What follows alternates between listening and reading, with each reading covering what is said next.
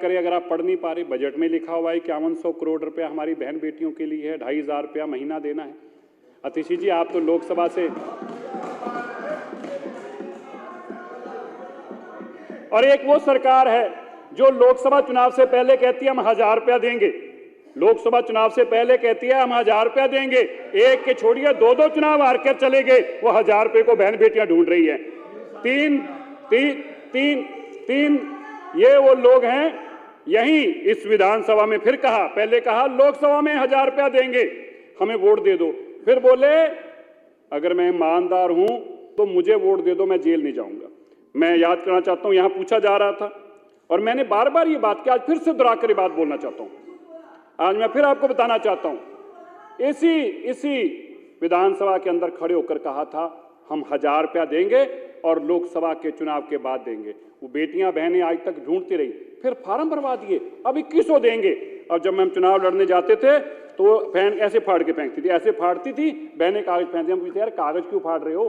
कह रहे इतने नकली हैं, इनका कागज भी हमारे घर में चले जाएगा तो वो भी नेगेटिविटी का घर बन के रह जाएगा, और कागज भी बाहर फाड़ के फेंक जाती थी। ऐसी नेगेटिविटी है लोगों के अंदर। और फिर देखिए, मैं तो हैरान यार, एक बात तो माननी पड़ेगी, आपका कॉन्फिडेंस की दात है भाई, 100 के 100 नंबर हैं आपके।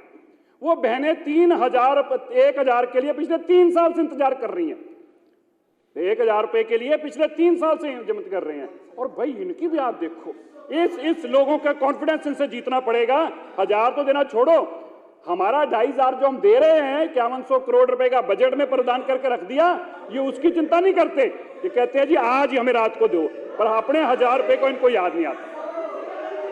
इसी तरह अतिशी जी, हाय हाय जी, तो अतिशी जी हम आपको ये कहना चाहते हैं, ये 8 जी जी जी जी सुनिए, आप बोलिए। हाँ, आपका बोलना भी जरूरी है।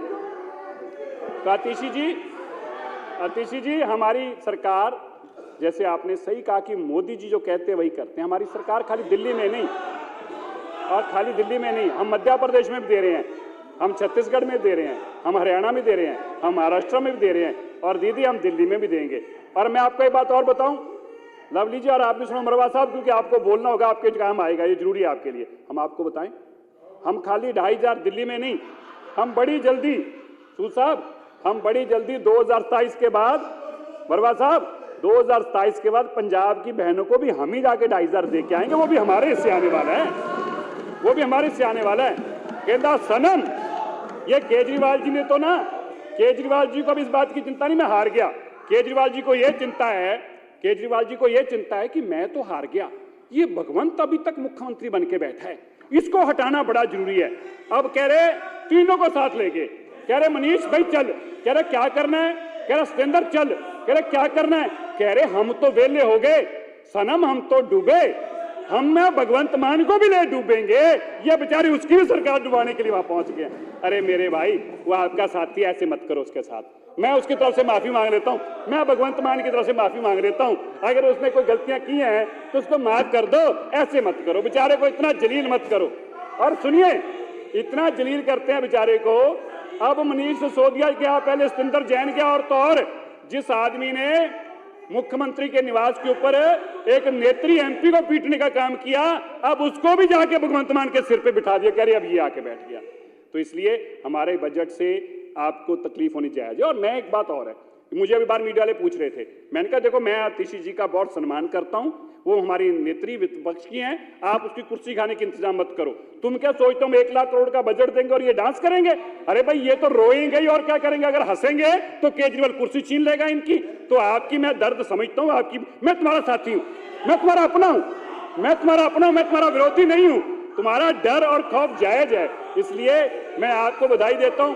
अच्छा, मैं आपको एक बताऊं और बात, विजेंद्र जी, अध्यक्ष जी, मैं आपको बताना चाहता हूं, अब मैं नाम तो नहीं लूंगा इनमें से किसी का भी, लेकिन अकेले में मुख्यमंत्री जी के कमरे में आकर, मेरे कमरे में आकर सारे एमएलए बधाई देके गए हैं।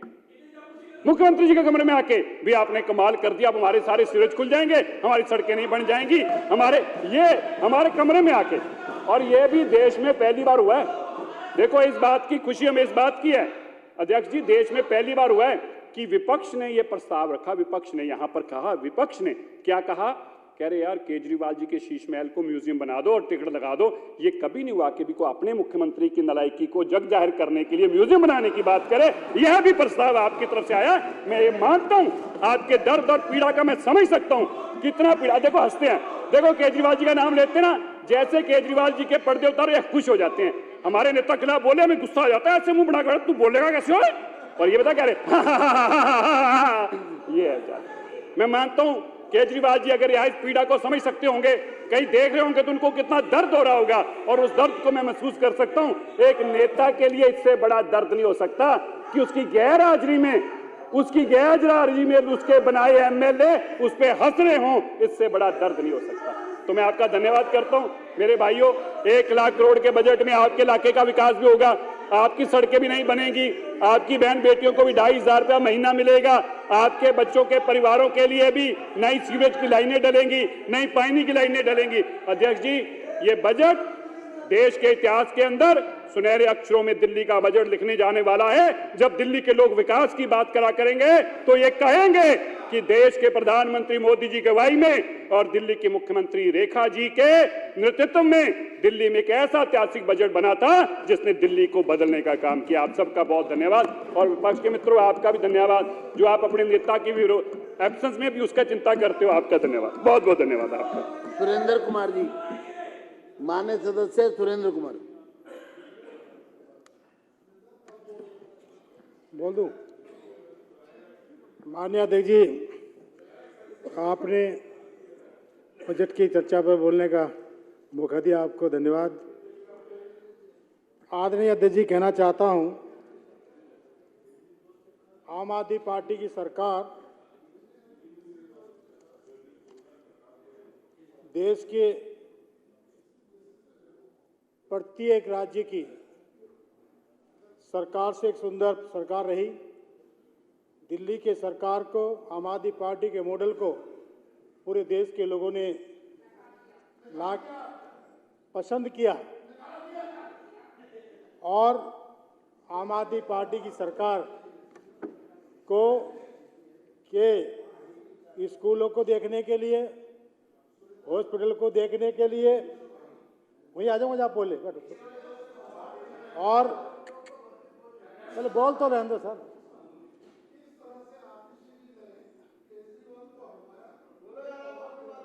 तो आपसे मैं भारतीय जनता पार्टी के लोगों के विधायकों को कहना चाहता हूं, दिल्ली का विकास के मॉडल को तमाम प्रदेश के मुख्यमंत्रियों ने पसंद करने का काम किया। जिस सरकार में बात करनी, जिस सरकार में देश की पहली ऐसी सरकार बनी जिन्होंने इस मॉडल को अपने प्रदेशों में, उस मॉडल को उतारने का प्रयास किया गया। दिल्ली का पहला मुख्यमंत्री, देश का पहला मुख्यमंत्री जिसमें देश में शुरुआत करी, बिजली फ्री, पानी फ्री, शिक्षा फ्री, स्वास्थ्य फ्री और मोहल्ला क्लिनिक फ्री, और महिलाओं के लिए डीडीसी फ्री। इस देश का पहला मुख्यमंत्री जिन्होंने साबित किया मानवता, इंसानियत को दर्शाने का प्रयास करने का यदि काम किया है तो आम आदमी पार्टी के पूर्व मुख्यमंत्री आदरणीय अरविंद केजरीवाल ने ये मॉडल साबित करने का काम किया। उसी मॉडल को लेकर हम तमाम प्रदेशों में गए और इसकी चर्चा हुई। आज पंजाब में भी सरकार जो बनी वो दिल्ली के विकास के मॉडल को लेकर बनी। तो मैं कहना चाहता हूं, आपसे कहना चाहता हूं, वास्तव में जो शिक्षा पे आम आदमी पार्टी ने काम किया, उन्होंने गरीब के एक केला बेचने वाले के, सब्जी बेचने वाले के बच्चे को जो डॉक्टर बनाने का काम किया। मेरी विधानसभा में मैं अपनी विधानसभा की बात करना चाहता हूं। 15 बच्चे मेरे यहाँ से डॉक्टर बने। तो इसलिए मैं कहना चाहता हूं, 2 बच्चे वहाँ पीसीएस बने, 3 बच्चे वहाँ मेरी विधानसभा में। आप बैठिए।